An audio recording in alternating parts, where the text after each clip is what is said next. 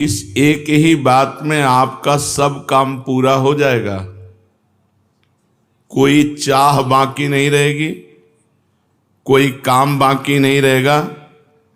अभी से रटना शुरू कर दो भगवान का नाम, राधा राधा कृष्ण कृष्ण हरि हरि। अगर हृदय में भाव कम हो तो भी चलेगा, आप कहना शुरू कर दो। कहते कहते नकल भी असल हो जाती है। काम धंधा करते हुए, रसोई बनाते हुए, झाड़ू देते हुए, जल भरते हुए, अपना व्यापार करते हुए, नौकरी करते हुए, हर समय रटते रहो राधा राधा राधा।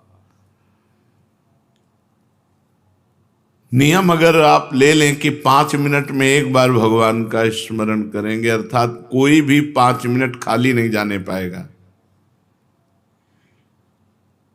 अगर ये कर सको तो बहुत जल्दी 24 घंटे भजन होने लगेगा। हमको केवल दिमाग में ये रखना है कि कोई भी 5 मिनट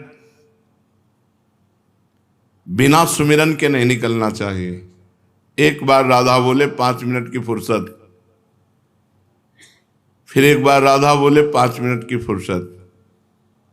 चाहे जो काम कर रहे हो 5 मिनट में एक बार राधा बोल दो, फिर इसका कमाल देखो, आप अपने जीवन का परिवर्तन देखो, फिर आप अपनी कामनाओं की पूर्ति का वो मंगलमय महोत्सव देखो। करके तो देखो। बड़े बड़े कठिन काम कर रहे हैं लोग, धन प्राप्ति के लिए, मान प्राप्ति के लिए, यश प्राप्ति के लिए और लेकिन हम तुमसे कह रहे हैं कि नाम जप करके देखो। कोई भी काम कर रहे हो 5 मिनट में एक बार रुक जाओ राधा, फिर काम शुरू कर दो। 5 मिनट में फिर बोलो राधा, और जब खाली समय हो तो हर समय राधा राधा। कोई चाह बाकी नहीं रह जाएगी, सब चाहें पूरी हो जाएंगी। फिर तुम्हारे लिए कोई कर्तव्य नहीं, इसी से भगवत प्राप्ति हो जाएगी। यदि 5 मिनट आपके एक दिन खाली चले गए, आपने नाम जप नहीं किया, तो उस दिन उपवास करो। हमारा नियम टूट गया तो नियम में आ जाओगे। 5 मिनट में एक बार राधा और सब कामनाओं की पूर्ति, इसी से भगवत प्राप्ति। खाली समय में खूब नाम जप करो, और जब आप कार्यरत हो तो हर 5 मिनट में रुक कर एक बार राधा बोलो। यदि 5 मिनट क्रॉस हो गया, आपने राधा नहीं जपा, तो उस दिन उपवास करो, अन्न नहीं पाएंगे। आज हमारा नियम टूट गया। फिर आप देखो इसका चमत्कार। जब नींद आती है तब ये 5 मिनट वाला नियम नहीं चल पाएगा। उसके लिए चर्चा हुई कि यदि हम गाढ़ नाम चिंतन करते हुए सो गए तो हमारा वो सोना भी भजन माना जाएगा। पर जब जग गए, मानो 12 बजे रात के जग गए, फिर हमारा 5 मिनट वाला नियम लागू। जागृत में हम 5 मिनट खाली नहीं जाने देंगे, और सोते समय खूब नाम जप करते हुए सोएंगे तो वो निद्रा भी भजन माना जाएगा। मन लागे चाहे ना लगे, तुम जपना मत छोड़ो, करके देखो। इसमें लाभ ही लाभ है, हानि तो कोई है नहीं, साइड इफेक्ट तो है ही नहीं। नाम में कोई साइड इफेक्ट, अन्य साधनाओं में तो ऐसा होता है कि ये त्रुटि हुई, तो ऐसा नाम में नहीं। भगवान के सामने प्रार्थना करो, भगवान को सामने देखते हुए, प्रभु मुझे आपका स्मरण चाहिए, आपका भजन चाहिए। भगवान की याद आ रही बिना चेष्टा के, नाच पड़ो, भगवान तुम्हें याद कर रहे हैं। आपने चेष्टा नहीं कि अपने आप प्रिया प्रीतम की याद आ रही, श्री जी आपको याद कर रहे हैं। खुशी से नाच पड़ो, भगवान कृपा करके तुम्हें याद कर रहे हैं।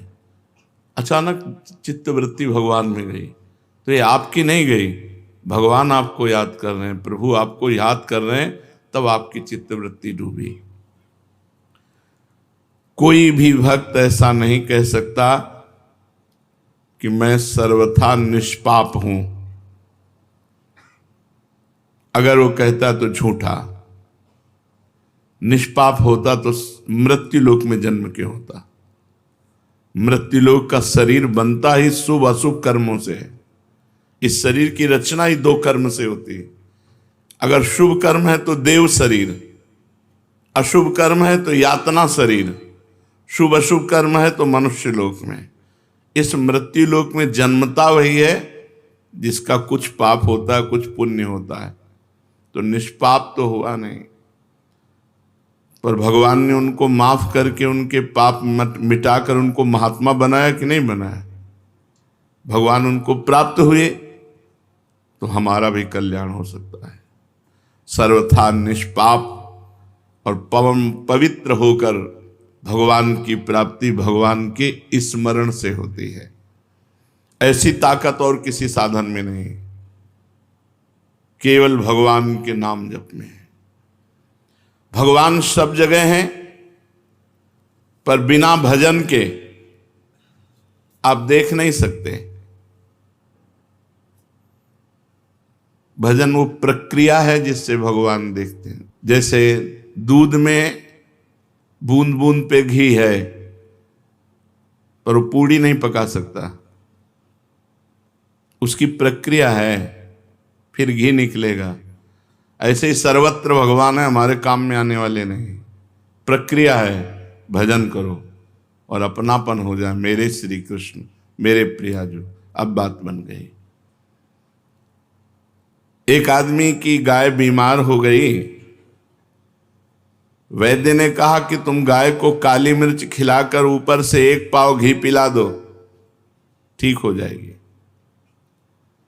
उस आदमी ने गाय को काली मिर्च तो दे दी, पर घी नहीं दिया। उसने सोचा कि रोज गाय के दूध से 1 पाव घी निकलता है, अतः एक दिन गाय को नहीं दूंगा बस, जिससे घी उसके भीतर रह जाएगा और काली मिर्च तो जा ही रही, काम कर देगी। परंतु इससे गाय ठीक नहीं हुई। वैद्य के पास गया। वैद्य ने कहा जो अनुपान बताया वो, उसने अपनी बात बोली, मूर्ख हो, गाय का दूध दुहो और उसका घी निकालो और फिर काली मिर्च के साथ पवाओ। भगवान सब जगह है, हमारे काम आ रहे हैं क्या? हमें आनंद मिल रहा है क्या? हमारी दुर्गति रुक रही क्या? नहीं। प्रक्रिया करो भगवान का भजन। सबके हृदय अछत अविकारी, सकल जीव जगदीन दुखारी, तहां वेद अस कारण राखा, भजन प्रभाव संत श्रुति भाखा। सर्वत्र भगवान है, पर सबके हृदय में अछत अविकारी परमात्मा होते हुए सब दीन है, दुखी है, चिंतातुर है, मृत्यु को प्राप्त हो रहे हैं। क्यों? बोले वेद और संतों ने कहा है कि भजन का, अगर भजन कारण है भगवान के प्रकट होने का, भजन रूपी कारण नहीं तो भगवान रूपी क्रिया प्रकट नहीं होगी, फिर काम में आने वाली नहीं। जैसे दूध में घी है, पर बिना मथे नहीं आएगा। दूध को औंटना होगा, दही जमाना होगा, मथना होगा, मक्खन निकाल, फिर घी आएगा। ऐसे ही संत संग करना होगा, अच्छे आचरण करने होंगे, खूब नाम जप करना होगा, तब भगवत साक्षात्कार होता है। भगवान सब जगह रहते हुए भी हमें आनंद नहीं मिल रहा। आनंद